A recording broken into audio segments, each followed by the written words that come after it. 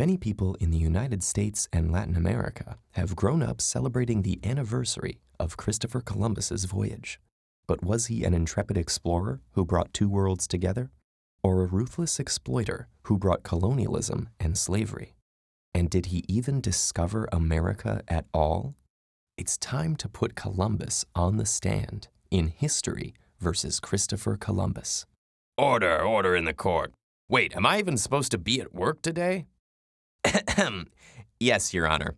From 1792, Columbus Day was celebrated in many parts of the United States on October 12th, the actual anniversary date. But although it was declared an official holiday in 1934, individual states aren't required to observe it.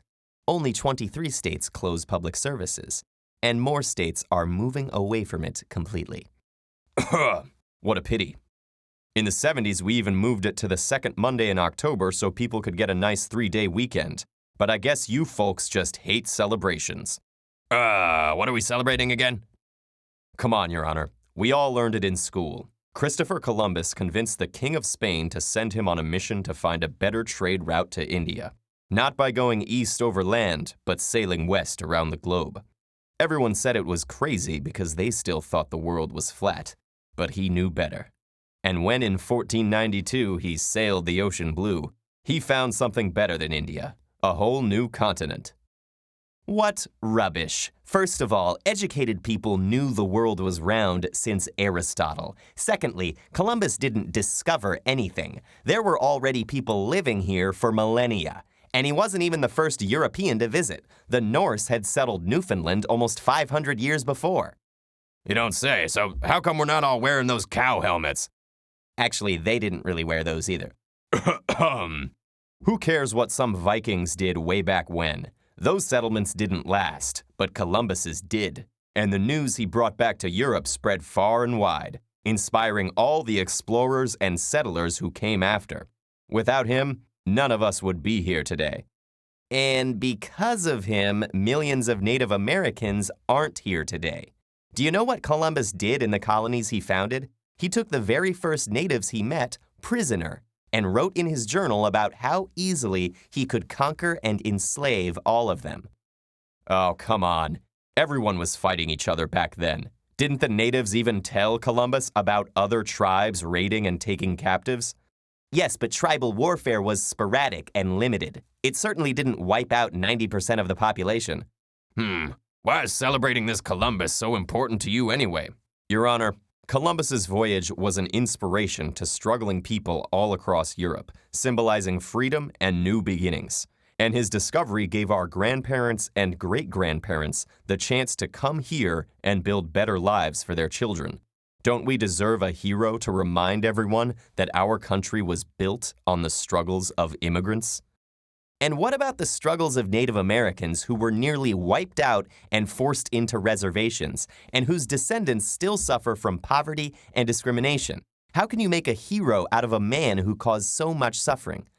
That's history. You can't judge a guy in the 15th century by modern standards. People back then even thought spreading Christianity and civilization across the world was a moral duty.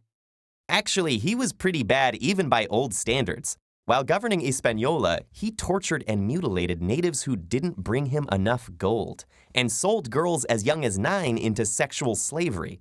And he was brutal even to the other colonists he ruled, to the point that he was removed from power and thrown in jail. When the missionary Bartolomé de las Casas visited the island, he wrote, from 1494 to 1508, over 3 million people had perished from war, slavery, and the mines. Who in future generations will believe this? Well, I'm not sure I believe those numbers. Say, aren't there other ways the holiday is celebrated? In some Latin American countries, they celebrate the same date under different names, such as Dia de la Raza. In these places, it's more a celebration of the native and mixed cultures that survived through the colonial period. Some places in the U.S. have also renamed the holiday as Native American Day or Indigenous Peoples Day, and changed the celebrations accordingly. So why not just change the name if it's such a problem? Because it's tradition. Ordinary people need their heroes and their founding myths. Can't we just keep celebrating the way we've been doing for a century without having to delve into all this serious research? It's not like anyone is actually celebrating genocide. Traditions change, and the way we choose to keep them alive says a lot about our values.